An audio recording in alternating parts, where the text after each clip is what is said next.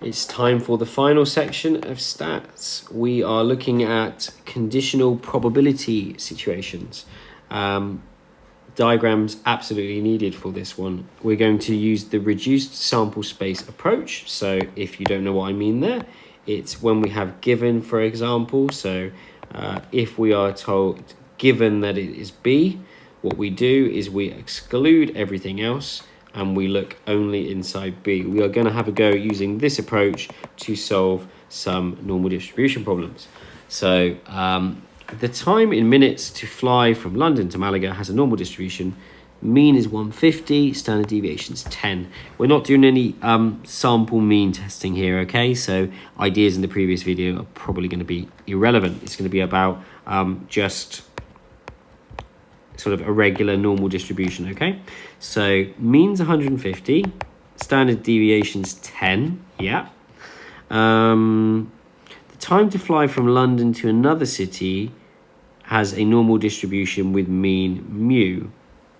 Right, so what exactly is going on in this question? Let's try and work it out. London to Malaga, London to another city. Right. Don't know what to do with that yet. Let's keep going. So, given that the probability of this time, it seems to me almost like the top bit might be irrelevant. That's the theme that I'm getting so far here, because this is a part C. Because X is about a flight from London to another city, and mu's there as well. Okay. So it says, given that the probability that X is mu take away 15. Well, let's draw this. So there's mu. Mu take away 15's over here somewhere, yeah? So it says, given that the probability for this is 0.35, right, find the probability that it's greater than mu plus 15. Well, that's different. That's a different thing. It's symmetrical though, isn't it? So that might have something to do with it. Mu plus 15. Given that it's greater than mu minus 15. Okay, so what this question's saying is given. I'm always going to read the given bit first. So I know I'm in this section of the diagram. The reason I know that is because it says is greater than mu minus 15. So I'm only using this part of the diagram, okay? So I'm going to just reduce it down straight away to that part there. I also know that this entire part of the diagram adds up to 0.65, okay? Because it's one takeaway. So it's out of 0.65. And I know I've got some symmetry. In fact, you can see the symmetry maybe a bit better if I write it on the original diagram. So this whole thing adds up to 0.65. I'm going to just write that here. This whole thing adds up to 0.65. And being greater than this is 0.35. So I can actually work this out. It's just 0.35 divided by 0.65. Because that's how we do our reduced space sample diagrams. Sample space diagrams, even. It's 7 out of 13. So how about that? Bit of a puzzle, because I had that part there at the top, which I didn't need to use all of.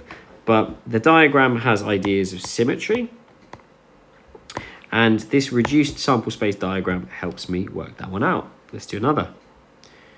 So what's going on here? So the length of time, L hours, that a phone will work before it needs charging has mean of 100, standard deviation of 15. Okay. Find the probability that L is greater than 127. Yeah, so if L is distributed normally with 115 squared. So what am I doing? I'm just doing, well, yeah, you know, probability L is greater than 127. 3 marks seems a bit generous.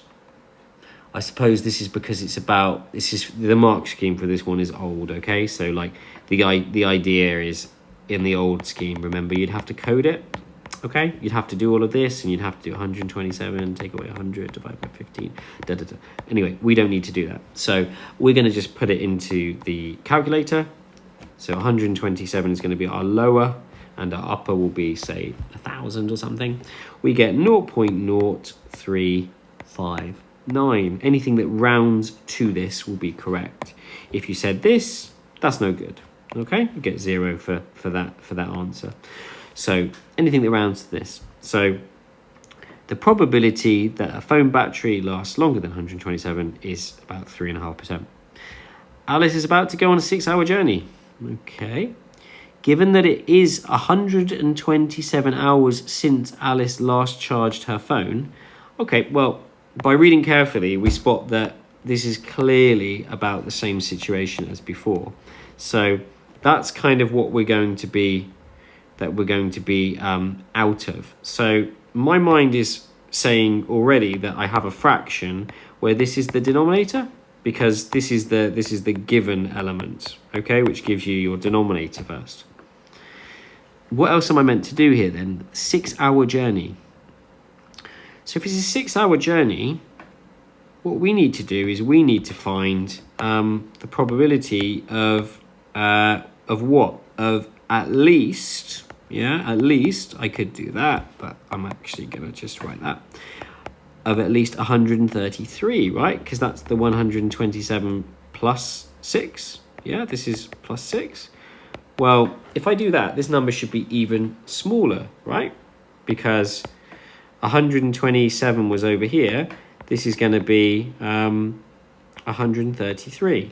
So what we're effectively doing is we're saying out of this 0.0359, how much is this section here? This is what this fraction's working out for us. So the probability attached to that is 0.0139. So 0.0139.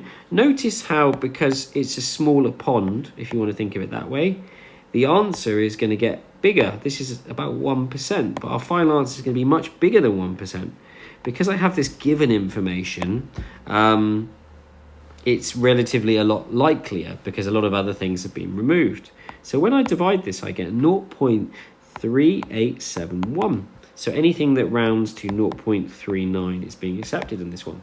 So quite likely, yeah? If your phone has lasted this far, it's about a 40% chance it will carry on because we already have that extra information that it's worked this long. And that is where we are going to leave it, okay? So my suggestion really would be this kind of diagram. If you use these diagrams, I really do think it makes this question much, much nicer. Anyway, that's conditional probability with the normal distribution.